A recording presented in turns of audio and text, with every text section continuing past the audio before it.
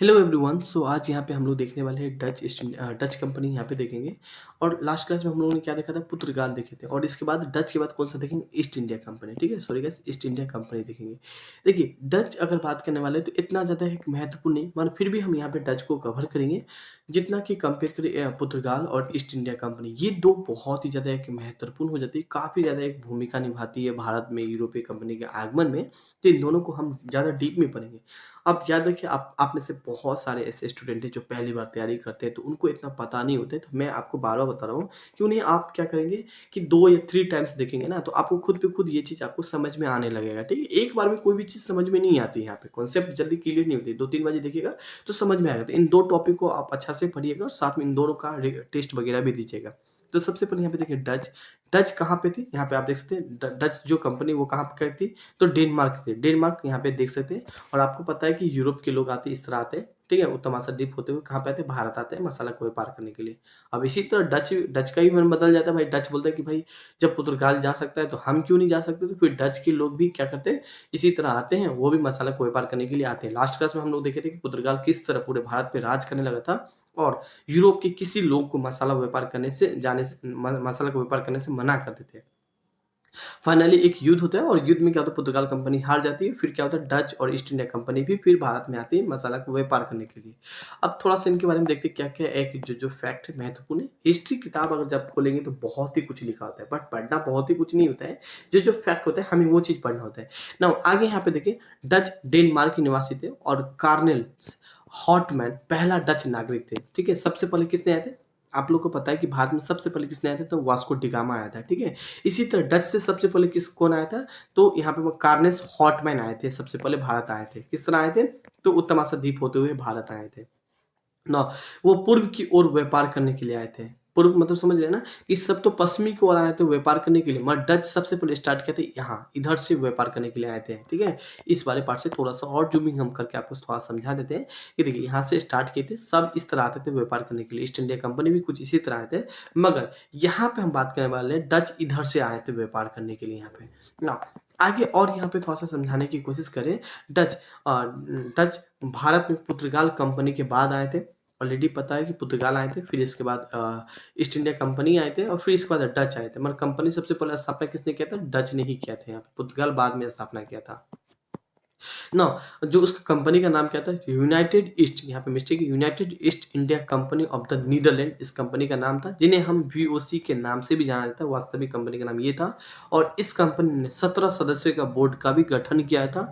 और इस कंपनी को नीदरलैंड सरकार ने 21 साल का अनुमति दे दिया गया था कि जाइए आप भारत में व्यापार कीजिए यहाँ पे। ठीक है, और इसने भी अपना जो मुख्यालय कहाँ पे बनाया था? तो इंडोनेशिया बनाया था। ठीक है, तो ज़्यादा नहीं, कुछ-कुछ तो यहाँ पे फैक्ट देखेंगे और ये कुछ 10 का फैक्ट्री देखेंगे। फैक्ट्री मतलब समझ रहे हैं ना, कि फैक्ट्री मतलब ये नहीं कि हाँ, वहाँ पे मशीनिंग प्रोसेस होता है या मैन्युफैक्चरिंग या पैकिंग, ऐसा कुछ जगह नहीं।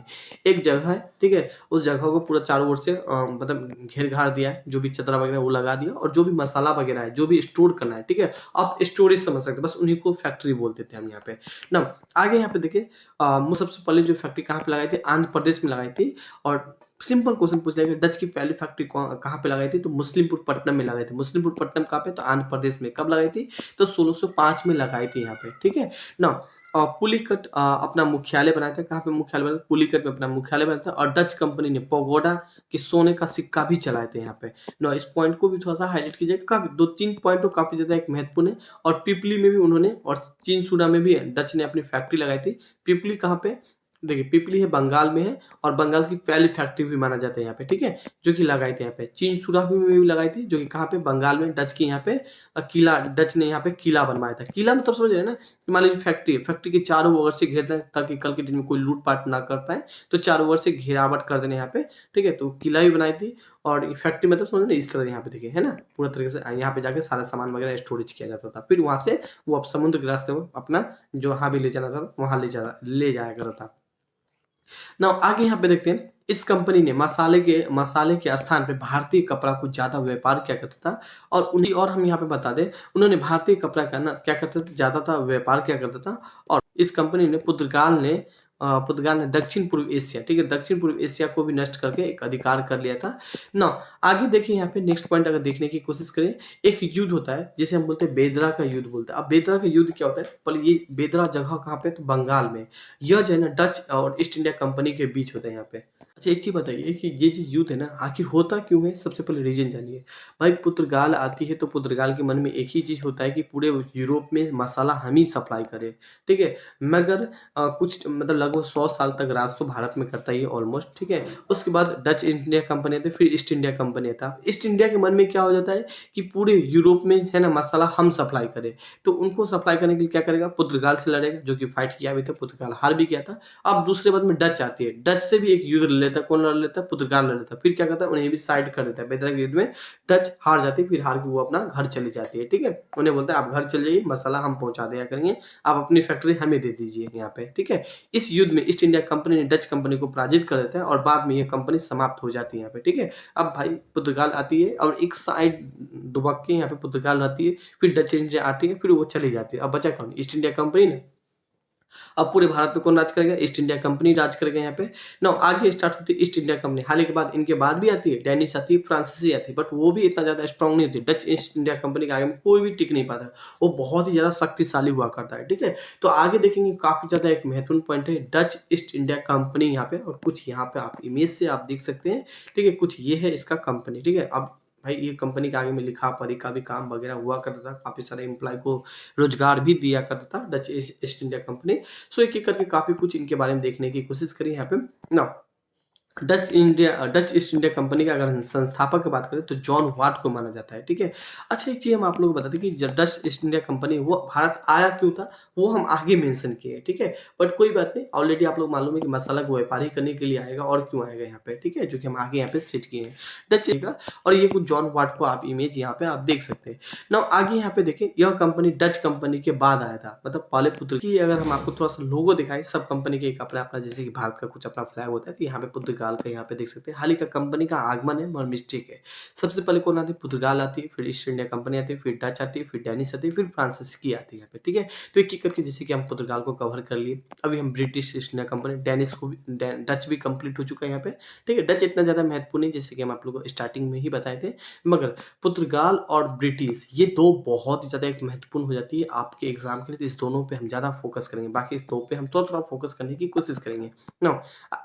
लेकिन इनकी स्थापना डच कंपनी के पहले ही होती है, मतलब समझ रहे हैं ना कि पहले पुर्तगाल आती है तो पहली फैक्ट्री लगा लेती है, फिर इसके बाद ईस्ट इंडिया कंपनी आती है, तो फिर ईस्ट इंडिया कंपनी अपनी लगाएगी ना फैक्ट्री भारत में, नहीं वो नहीं करती है, ठीक है। इसके बाद करना कुछ देर के कुछ टाइम के बाद डच आती है, तो डच क्या करती है, आती ही मात्र अपना फैक्ट्री लगा लेती है यहाँ पे, ठीक है। मगर अंग्रेज बाद में फैक्ट्री अपना लगाते हैं यहाँ पे, ठीक है। जो इंग्लैंड है वो बाद में अपनी फैक्ट्री लगाता है यहाँ पे। तो यही बात यहाँ पे मेंशन करो। और इस समय इंग्लैंड की महारानी कौन थी, एलिजा वन थी यहाँ पे, जो कि यहाँ पे आप देख सकते हैं, ठीक है। और उसने भी परमिशन देता है यहाँ पे, कि वो परमिशन देते हैं कि जाइए आप मसाला का व्यापार करिए, 15 साल का परमिशन देता है यहाँ पे ना। और जिसमें परमिशन देता है उसमें भारत का राजा कौन था, तो अकबर था यहाँ पे, ठीक है। भारत का राजा कौन था, अकबर था। और अकबर को बोलता है कि आप जाइए, जो भी हम यहाँ पे लिख के देते वो अकबर को आप दे दीजिएगा, ठीक है। तो ये कुछ अकबर को दिया था यहाँ पे ना, ये कुछ अकबर को देख सकते हैं, ठीक है ना। आगे देखिए, इस कंपनी का नाम क्या था, जब स्टार्टिंग में जब कंपनी आई थी भारत में, उसमें नाम क्या था, तो governor and company and merchant of Netherland into east India company उसका नाम हुआ करता था। महारानी ने 15 सालों के लिए परमिट दिया था कि जाइए आप 15 साल के लिए व्यापार कर सकते हैं। व्यापार क्या कर सकते हैं, मसाला का व्यापार कर सकते हैं, ना कि मारपीट करने का अधिकार, भारत पे राज करने का अधिकार, भारत को कंट्रोलिंग करने का अधिकार, ये सब नहीं दिया था। सिर्फ जाइए मसाला लेके आइए और व्यापार करिए, 15 साल तक आप जा सकते हैं, ठीक है। इस कंपनी का प्रबंधनों के लिए समिति की भी स्थापना कर, मतलब कंपनी स्थापना किया गया, और जिसका नाम क्या था, निर्देशक मंडल था यहाँ पे, ठीक है। निर्देशक मंडल का काम क्या था कि भाई हमें मसाला कहाँ से लाना है, कहाँ ले जाना है, कहाँ पे कैसे पहुंचाना है, तो कुछ मतलब टाइम के साथ साथ हर कुछ अपडेट होता गया, ठीक है ना। आगे यहाँ पे देखने वाले नेक्स्ट पॉइंट, यहाँ पे कंपनी का अधिकारों में वृद्धि हम यहाँ पे देखेंगे, ठीक है। मतलब ऑलरेडी आपको पता है कि भारत में ईस्ट इंडिया कंपनी का आगमन हो चुका है, अब किस तरह, ठीक है। और एक मतलब कंपनी का स्थापना होने के बाद जाहिर एक भंडारण भी बनाया होगा, क्योंकि ये चीज तो पुर्तगाल से ही सीख लिया होगा। अब उनको भंडारण के लिए एक समिति भी बनाया होगा, ठीक है। अब यहाँ से स्टार्ट हो जाता है कि भारत में यूरोपीय कंपनी का किस तरह वृद्धि होता है, कि पहले स्टार्ट तो यहाँ से करता है, फिर एक एक करके पूरे भारत पे ही उन्होंने क्या करते हैं, फैक्ट्री वगैरह स्टार्ट कर देते हैं नाउ। सो यहाँ पे देखेंगे थोड़ा सा इनके बारे में महारानी एलिजाबेथ ने इस कंपनी को 15 वर्षों के लिए ही एकाधिकार दिया था कि जाइए आप भारत से व्यापार कर सकते हैं। लेकिन इनकी मृत्यु कब हो गई थी? 1603 में ही इनकी मृत्यु हो जाती है, ठीक है। इसके बाद इंग्लैंड का राजा कौन आता है? जेम्स वन आते हैं, जो कि यहाँ पे आप इमेज में देख सकते हैं। अब इनकी तो मृत्यु हो जाती है, जो कि 15 साल के लिए अधिकार देते हैं। नो, जेम्स वन राजा आते हैं। अब देखते हैं उसके समय काल में क्या होता है, ठीक है। यह कंपनी को विशेषाधिकार को रेगुलर कर देता है, जो भी कंपनी। अब इनकी भी मान लीजिए मृत्यु हो जाती है या किसी कारण से वो राजा के पद से हट जाते हैं। फिर कौन आते हैं? फिर इंग्लैंड का बात करें, राजा चार्ल्स द्वितीय आते हैं। कब आते हैं? 1630 से बात करें 1685 तक रहते हैं, राजा बने रहते हैं। और इस कंपनी ने चार्ल्स द्वितीय को 1.7 लाख का पौंड यहाँ पे देते हैं। अब देते क्यों है पहले वो हम देख लें। अब भाई वो क्या किए, चार्ल्स द्वितीय राजा थे, कहाँ का? तो इंग्लैंड का राजा था। उन्हें 1.7 लाख पौंड दिया गया, ठीक है। और ये पौंड देने के साथ ही चार्ल्स द्वितीय ने कंपनी को काफी कुछ प्रदान कर दिया, जैसे कि पुराने विशेषाधिकार तो था ही, 15 साल आप जाके मसाला का व्यापार कर सकते हैं, इनके साथ समिति वगैरह बना सकते हैं। ये कुछ एक पुराना विशेषाधिकार था, ठीक है। इसके साथ ही और क्या क्या अधिकार देते हैं? किला बनाने का भी अधिकार, आप भारत में जाइए किला बना सकते हैं, आपको हम छूट देते हैं, ठीक है, जाइए बना सकते हैं। सेना रखने का भी अधिकार दे दिया गया, भारत में जाइए सेना भी आप रख सकते हैं, युद्ध लड़ने का भी अधिकार दे दिया जाता है, ठीक है। और यहाँ पे संधि करने का भी अधिकार दे दिया गया था। अब यहाँ पे आप देख रहे हैं ना कि यहाँ के जो राजा थे ना, इंग्लैंड का राजा, वही उनको साथ देता था कि जाइए आप जा सकते हैं, हम आपको मना नहीं, मेरे उससे पूरे छूट है, आप जो करना है आप कर सकते हैं यहाँ पे, ठीक है। नाउ आगे यहाँ पे एक पॉइंट और यहाँ पे मेंशन करें, थोड़ा सा शादी विवाह देख ले। समय बात करने वाले विवाह होती है कहाँ पे? तो चार्ल्स द्वितीय जो कि इंग्लैंड का राजा था, उनका विवाह होती है। कब होती है? तो 1661 में होता है, जो कि राजकुमार था चार्ल्स द्वितीय, और पुर्तगाल की जो राजकुमारी था वो कैथोरीन था।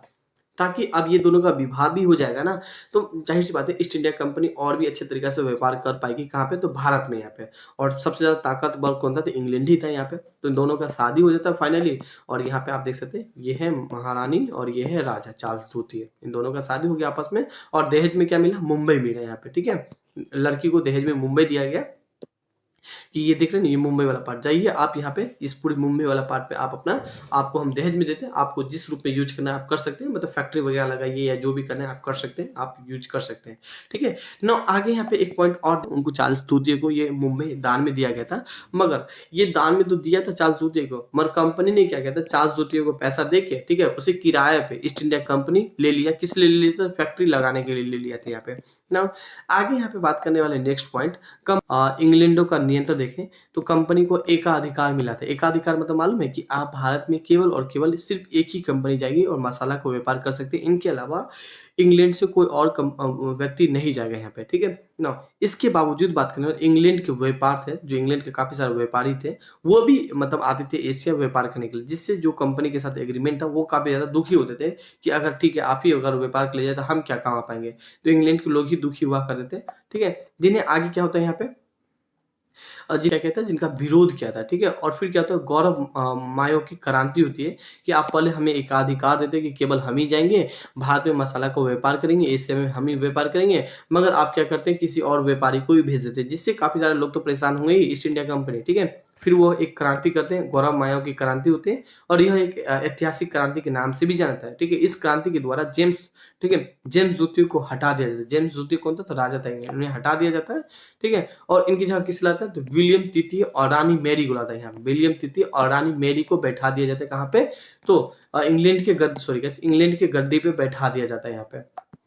नाउ अब हम बात करें तो संसदीय शक्ति की क्या किया गया था, स्थापना किया गया था। नाउ आगे यहाँ पे देखने की कोशिश करें, इसके बाद ठीक है बड़ी पार्टी बन के आई थी, जो मैरी थी और विलियम तृतीय थे, वो सबसे बड़ी पार्टी थी, काफी सारे लोग ने इनको सपोर्ट किया था, तो जिसके कारण से वो बहुत ही बड़ी एक पार्टी बन के आई थी, ठीक है। और इस पार्टी के बनने के बाद क्या होता, 1668 में इंग्लैंड ने न्यू कंपनी का निर्माण किया था, और 1694 में इंग्लैंड के, ठीक है, इंग्लैंड के संसद से सभी व्यापारियों को, ठीक है, जितने भी व्यापारी थे उन्हें अनुमति मिल गया कि जाइए आप भारत में व्यापार कर सकते हैं, व्यापार करने का, ठीक है। और 1658 में न्यू कंपनी ब्रिटिश से विशेषाधिकार खरीद लिया था यहाँ पे। नाउ आगे यहाँ पे बात करने वाले हैं, परंतु इसको नुकसान हुआ और 1698 में संसद की 2 कंपनी बनाई गई थी यहाँ पे, ठीक है। 1698 में संसद ने 2 कंपनी बनाई थी। ये कंपनी का काम क्या था, बस और बस भाई व्यापार करना, ठीक है। एक तो जनरल सिक्योरिटी कंपनी था और एक इंग्लिश कंपनी थी। 1708 में कंपनी ने ईस्ट इंडिया कंपनी को विलय कर लिया था। ईस्ट इंडिया कंपनी में विलय करे, बोला कि भैया आप अकेले लोग कितना कमाओगे, ठीक है, आप एक काम करिए, हमें विलय करिए, सबको मिलजुल के जो भी बिजनेस वगैरह वो करेंगे इंडिया से, ठीक है, या एशिया से। नो आगे यहाँ पे देखें, और कंपनी का नाम क्या रखा, the United company merchant and London trading of east India, ये कुछ कंपनी का नाम रखा गया विलय करने के बाद। नो आगे यहाँ पे हम देखें कंपनी का भारत में आगमन देखेंगे। भारत में क्यों आगमन देखें, ईस्ट इंडिया कंपनी सबसे पहले कहाँ आई थी, इंडोनेशिया आई थी।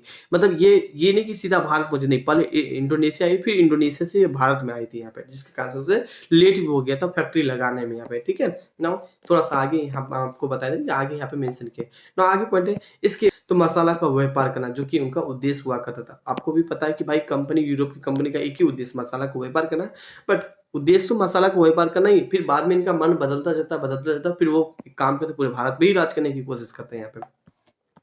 नो आगे यहाँ पे देखिए, जो जहांगीर के दरबार में अंग्रेज आते हैं। अब उस समय में जो भारत का अगर मैं बात करूँ, राजा कौन हुआ करता था, जहांगीर हुआ करता था। कब आते हैं, तो 1608 में आते हैं। कैप्टन विलियम हॉकिंस भारत आते हैं। सबसे पहले कौन आते हैं, तो captain William Hawkins. Simple question पूछ लगे, जहांगीर के दरबार में पहले, ठीक है, पहले अंग्रेज कौन थे, तो आपके ऑप्शन होगा कैप्टन विलियम हॉकिंस थे, तो आप उन्हें भी टिक लगा सकते हैं। कहाँ पे आते हैं, तो आगरा में आते हैं, ठीक है। इनकी बात करने वाले, ये किस भाषा में बात करते हैं, तुर्की और फारसी, क्योंकि वो तुर्की और फारसी भाषा भी जानते हैं। तो जाहिर सी बात है भाई, जहांगीर तो बहुत ही खुश हुए अगर आप जिस भाषा में, जैसे कि हम लोग हिंदी बात करते हैं, तो किसी अदर कंट्री में जाएंगे अगर हिंदी बात कर ले तो काफी ज्यादा खुशी मिलता है, तो कोशिश करते हैं कि इससे दोस्ती वगैरह कर ले। तो बस सेम ऐसे ही फीलिंग उसके अंदर भी हो कि भाई वो तो हर भाषा जानता है, मगर वो जानता है कल के डेट में कोई विदेशी लोग आएगा तो वो अगर मेरी भाषा को भी जानता है और वो प्लस इंग्लिश भी जानता था, तो उनको अपने पास ही रख लिया था, ठीक है। आखिर के दौरान 3 साल, ठीक है, उन्हें अपने पास रख लिया था 3 साल के लिए। अब रखने की जगह उन्हें कुछ पैसा भी दिया, उपाधि मतलब 400 मनसब दिया गया, और फिरंगी खाका उसे उपाधि भी दिया गया यहाँ पे, ठीक है।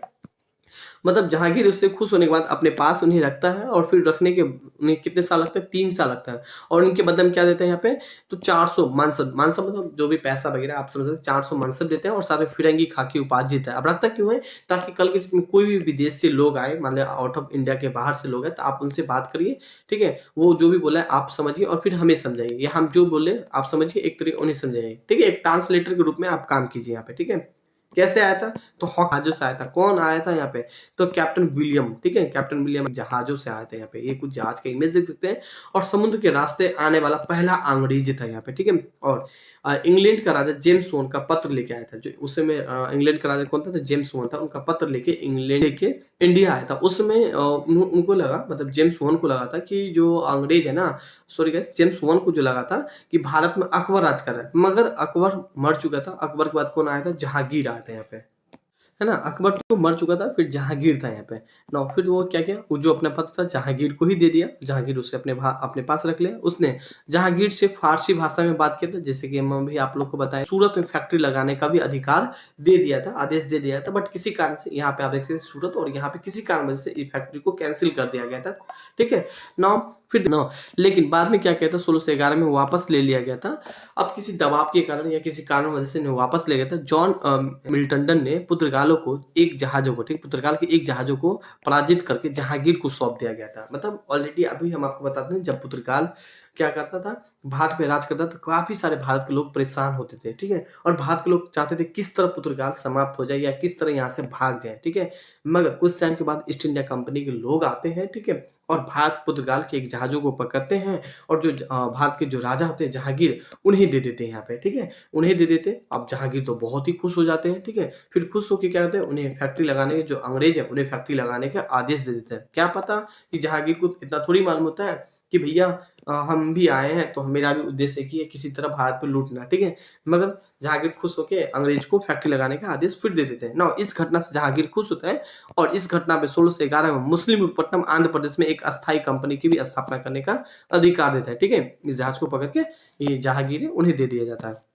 ना आगे यहाँ पे देखिए मुस्लिमपुर पट्टनम में क्या करते हैं, फैक्ट्री लगाते हैं। 1626 में बात करें, अंग्रेज दक्षिण भारत के दूसरी कोठी ठीक है ना, अमर गांव में खोलती है। 1632 में बात करें, गोलकुंडा के राजा के साथ एक सुनहरा अवसर मिल जाता है। मतलब अंग्रेज से ना, आप देखोगे जब वो स्टार्टिंग में जब वो भारत आता है तो काफी सारे यहाँ के राजा वगैरह अंग्रेज से खुश होते हैं, क्योंकि वो ऑलरेडी जो उनका जो स्टार्टिंग में ही वो फारसी है, जो भी उनका भाषा है उस भाषा में बात करें तो काफी लोग खुश हुए थे जहांगीर। ठीक है, अब जहांगीर खुश होगा तो जाहिर सी बात है जहांगीर दूसरे राजा के पास तारीफ करेगा। तो उसी खुशी में क्या किया था, जो गोलकुंडा का राजा था, ठीक है, ये कुछ गोलकुंडा देख सकते हो जो कि आज भी इस तरह आपको दिखेगा। ठीक है, उन्होंने क्या किया था, खुशी के मारे एक सुनहरा अवसर दिया था। किसे? तो अंग्रेज को दिया था। कब दिया था? तो 1632 में दिया था। अब ये अवसर क्या था यहाँ पे, और गोलकुंडा कहाँ पे, ये कुछ आप मैप देख सकते हो, गुजरात वाले, गुजरात के आसपास वाले क्षेत्रों में गोलकुंडा है यहाँ पे। ठीक है, ना आगे यहाँ पे थोड़ा सा देखिए, इसने 500 पगोडे के बदले में पूरे गोलकुंडा पर व्यापार मुक्त, मतलब आप पूरा व्यापार मुक्त कर दिया था। मतलब बात समझ रहे हैं यहाँ पे कि अब भाई जो गोलकुंडा के जो राजा था, उन्होंने बोला कि आप बस मुझे 500 पगोडा दे दो, मतलब 500 रुपया आप दे दो, बाकी आप जो भी व्यापार करना है, जो भी मसाला ले जाना है आप ले जा सकते हैं, हमें कोई टैक्स नहीं चाहिए। ठीक है, तो अब अंग्रेज के लिए तो काफी अच्छा था कि हाँ भाई उन्हें तो पैसा से मतलब है, बाकी तो अनलिमिटेड मसाला वगैरह का व्यापार करेंगे। ठीक है, अंग्रेज ने चंद्रगिरी के राजा, ठीक है, मद्रास को पट्टे पर खरीद लिया था, और वहां पे भी एक किला बंद कोठी का निर्माण कराया था, जिसे हम क्या बोलते हैं, सेंट फोर्ट जॉर्ज के नाम से भी जाना जाता है। नौ इस सारी बात को हाईलाइट कीजिएगा, सारे के सारे एक फैक्ट बातें यहाँ पे। ठीक है, नौ आगे यहाँ पे बात करें, पॉल कैनिन आते हैं यहाँ पे। ठीक है, और यह जहांगीर के दरबार में 1612 में भी आते हैं, जेम्स वन का पत्र लेके आते हैं, परंतु इनका बहुत ज्यादा सफलता नहीं मिला था।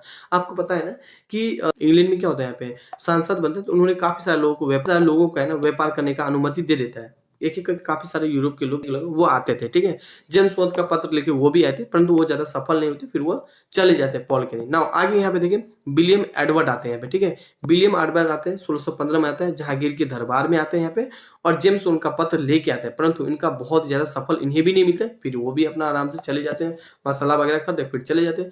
टॉम स्रो आते हैं, सर टॉम स्रो आते हैं, यह पडारी, ठीक है, यह पडारी एडवर्ड टेरे के साथ 1615 में, पडारी एडवर्ड मतलब समझते हैं, जो ईसाई का जो गुरु होता है ना उसके साथ आते हैं। ठीक है, पडारी एडवर्ड टेरी के साथ 1615 में जहांगीर के दरबार में आते हैं। जेम्स वन का वो भी पत्र लेके आते हैं, जहांगीर इसको परमिशन दे देता है। ठीक है, और जहांगीर व्यापार 3 साल करने के लिए व्यापार उनको मिल जाता है कि जाइए आप 3 साल तक व्यापार कर सकते हैं भारत के साथ। ठीक है, अब ये क्यों दे देता है, क्यों, जाहिर सी बात है, जहांगीर एक मुस्लिम शासक हुआ करता था, पडारी एक ईसाई का, मतलब आप तरीके से देख सकते हैं पंडित जी, या जो भी पडारी हम बोलते हैं, जैसे हम लोग हिंदू धर्म में पंडित जी बोलते हैं ना, बस इन्हें हम क्या बोलते हैं, पडारी बोलते हैं। तो अब ये दोनों को बातचीत होने लगा, तो एक दूसरे के धर्म वगैरह के बारे में बातचीत होने, तो उससे खुशी हो गया, पर उन्हें फिर अनुमति दे दिया गया यहाँ पे। ठीक है, जाइए आप भारत में व्यापार कर सकते हैं। नाउ आगे यहाँ पे देखते हैं ईस्ट इंडिया कंपनी का, आप देखते हैं काफी सारे लोग आते हैं, बाद में क्या होता है कि सारी कंपनी एक में विलय कर जाती है यहाँ पे। ईस्ट इंडिया कंपनी भारत में फैक्ट्री देखेंगे, जब विलय करने के बाद फैक्ट्री लगाती है, कहाँ कहाँ पे, तो सबसे पहला फैक्ट्री ऑलरेडी पता है कि सूरत में लगाती है, जो कि अस्थायी होती है 1608 में। ठीक है, अस्थायी फैक्ट्री, सिंपल क्वेश्चन है, ईस्ट इंडिया कंपनी की पहली अस्थायी फैक्ट्री कहाँ पे था, 1608 में था। या पहली फैक्ट्री कहाँ पे लगाई थी, तो गुजरात में लगाई थी। अगर पहले अस्थायी फैक्ट्री पूछे तो आंध्र प्रदेश मुस्लिमपुर पट्टनम में ऑप्टिक लाइन कब लगाई थी, 1611 में लगाई थी। ये दो पार्ट को, इनके अलावा भारत के काफी सारे क्षेत्रों में लगाई थी, जैसे कि सूरत, अमरगांव, मद्रास, हरिपुर, यहाँ पे हुगली में भी लगाई थी यहाँ पे, 1651 में पहली फैक्ट्री लगाई थी यहाँ पे। ठीक है, बालसोरा में, काफी सारे यहाँ पे बात करने वाले राज्यों में फैक्ट्री लगाई थी ना। आगे यहाँ पे देखिए, बंगाल में ईस्ट इंडिया कंपनी। ठीक है, देखिए अंग्रेज को, ठीक है, अंग्रेज को देखिए व्यापार में छूट शाह सूजा के समय में मिल गया था, 1651 में बंगाल में मिल गया था। ये शाह सूजा कौन था, तो ये शाह सूजा जो है ना, बात करने वाले हैं, शाहजहां का पुत्र था यहाँ पे। शाह सूजा कौन था, तो शाहजहां का पुत्र था यहाँ पे। ठीक है ना, जो कि यह एक बंगाल का सूबेदार के रूप में नियुक्त किया गया था यहाँ पे ना। कुछ यह इनका इमेज यहाँ पे देख सकते हैं। इसने 30,000 वार्षिक कर के बदले, ठीक है, 30,000 वार्षिक कर, मतलब 30,000 रुपये आप दीजिए 1 साल के लिए, और इनकी जगह पे बंगाल, उड़ीसा और बिहार में, ठीक है, मुफ्त में आप क्या करिए, व्यापार कीजिए। तो काफी ज्यादा, तो यहाँ पे क्या होता है कि जो अंग्रेज होता है वो काफी खुश होता है कि एक एक करके काफी सारे राजस्व से उन्हें क्या मिलता जाता है, ज्यादा कि आइए आप मेरे राज में आइए, व्यापार कीजिए, इतना पैसा दीजिए। तो भाई अंग्रेज को क्या चाहिए, हमें तो सिर्फ व्यापार करना, उन्हें तो जितना ज्यादा पैसा कमा ले। फिर बाद में इनका मन बदलता जाता है ना। आगे यहाँ पे थोड़ा सा देखने की कोशिश करें, ये कुछ यहाँ पे देख सकते हैं, बिहार, वेस्ट बंगाल और उड़ीसा। ठीक है, ये जो पार्ट है ना, झारखंड का ही पहले बिहार का ही पार्ट झारखंड हुआ करता था। ठीक है, तो ये पार्ट कहीं ना कहीं काफी ज्यादा एक उपजाऊ भूमि माना जाता है, काफी ज्यादा यहाँ पे व्यापार वगैरह हुआ करता था। ठीक है, तो इन पार्ट को अगर जैसे ही अंग्रेज को मिल गया तो अंग्रेज तो बहुत ही खुश होगा, मतलब इस वाले पार्ट में पूरा कब्जा किसका हो गया, अंग्रेज को हो गया। अब यहीं से पूरा तांडव शुरू होता है, ठीक है, एक एक करके पूरे भारत पे, ठीक है, पूरे भारत पे क्या करता है कि भाई अपने कंट्रोलिंग में, भाई भाई शासक को क्या चाहिए, पैसा चाहिए, उन्हें पैसा दे देता है। बाकी भाई अंग्रेज बोलता है भैया आप पैसा लो, बाकी आप छोड़ दो, मेरा काम है, हम अपना व्यापार जैसे करना हो वैसे हम करेंगे यहाँ पे, ठीक है ना। आगे आगे यहाँ पे देखें, शाइस्ता खान ने 1627 में अंग्रेज का एक फरमान दिया था जिसने अंग्रेज को कर छूट कर दिया था। अब देख रहे हैं ना, एक एक करके काफी सारे ऐसे बातें हैं जो अंग्रेज को काफी ज्यादा ऑफर देते हैं और अंग्रेज काफी ज्यादा खुश होते जाते हैं। ऐसा ऑफर तो भाई पुर्तगाल को भी नहीं दिया था, मगर अंग्रेज को धीरे धीरे करके काफी सारा ऑफर मिलता है और अंग्रेज काफी खुश होते हैं और फिर एक एक करके पूरे भारत पे व्यापार करते हैं ना। अब फिर इसके बाद कौन था, औरंगजेब आते हैं यहाँ पे, ठीक है। और औरंगजेब जैसे ही आते हैं, औरंगजेब बहुत ही शक्तिशाली शासक हुआ करता था। औरंगजेब ने 1680 में कंपनी के ऊपर 2% की चुंगी और इनके अलावा 1.5% जजिया कर लगा दिया था। कंपनी काफी नाराज यहाँ पे कि भैया हम मसाला व्यापार करते थे, इससे पहले तो कुछ नहीं था, आप आते ही मात्र 1680 में आया था और 2% का टैक्स तो लगा ही दिया था, साथ में इनके अलावा 1.5% का जजिया टैक्स भी लगा दिया गया था यहाँ पे ना।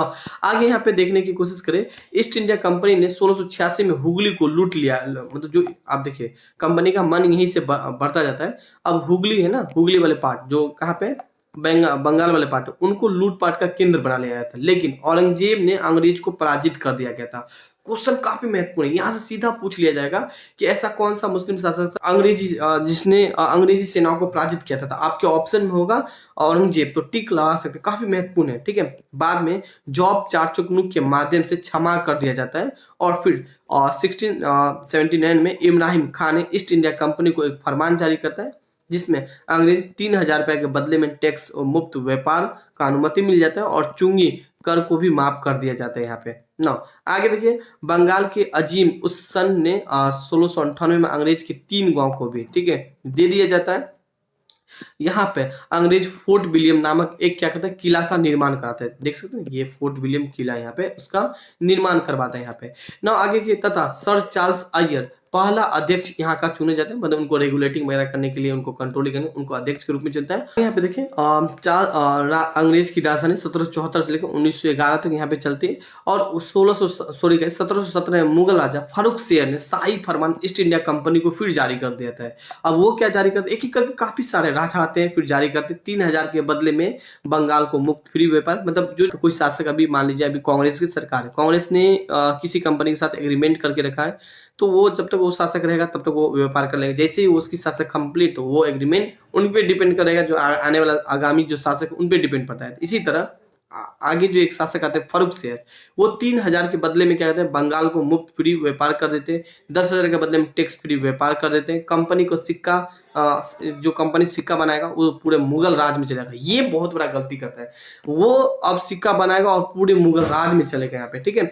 अंग्रेज ने 38 गांव को भी दे देता है। मुर्शुदी कुली खान ने बात करें, जो बंगाल के गवर्नर था, यह फरमान का काफी विरोध किया था यहाँ पे, ठीक है। अब भाई ये बंगाल का गवर्नर था, मगर यहाँ पे बात करें फारूक शेर पूरा दिल्ली का गवर्नर था, तो काफी इनका विरोध भी किया था। भाई अंग्रेज के लिए तो काफी अच्छा है, हमें मेरे ख्याल से ये चीज नहीं देना चाहिए सिक्का वगैरह छाड़ने का। बाकी टैक्स फ्री तो चलता है, ये भी तो नहीं होना चाहिए भाई टैक्स फ्री, आप व्यापार की नहीं, जितना सामान ले जाते हैं आप उनका पैसा दीजिए। अभी तक देखते हैं किसी कंपनी को बोलता है कि हाँ आप इतना पैसा दे दीजिए और मुफ्त व्यापार की, नहीं, ऐसा कोई भी ऐसा एग्रीमेंट नहीं होता है। सिंपल होता है कि आप जितना प्रोडक्शन किया आप उनका पैसा दीजिए आप, ठीक है, प्रोडक्शन के अकॉर्डिंग यहाँ पे। मगर इस तरह नहीं कि हाँ आप इतना एक बार दे दीजिए और व्यापार की, कभी ऐसा नहीं देना चाहिए यहाँ पे। नो आगे देखते हैं, ईस्ट इंडिया कंपनी ने बंगाल में 1717 तक शासन करना शुरू किया और 1947 तक, ठीक है, शासन किया यहाँ पे, ठीक है। तो स्टार्टिंग कब से होती है, 1600 यहाँ पे बात करने वाले, 1600 में आती है यहाँ पे, ठीक है, अंग्रेज आती है और 1717 तक यहाँ पे तो ईस्ट इंडिया कंपनी राज करता है। फिर बाद में हम देखते हैं किस तरह पूरे भारत पे फिर कंट्रोलिंग करने की कोशिश करते हैं, तो हम आगे यहाँ पे देखेंगे कुछ इस तरह ईस्ट इंडिया कंपनी के बारे में कुछ फैक्ट पॉइंट था। तो गाइस आज के लिए बस इतना ही, हम लोग फिर मिलेंगे नेक्स्ट क्लास में जिसमें हम डेनिस और जो आपका फ्रांस से एक छोटा वीडियो होगा हम उन्हें भी कवर कर लेंगे। तो आज के लिए बस इतना ही, thank you and have a nice day.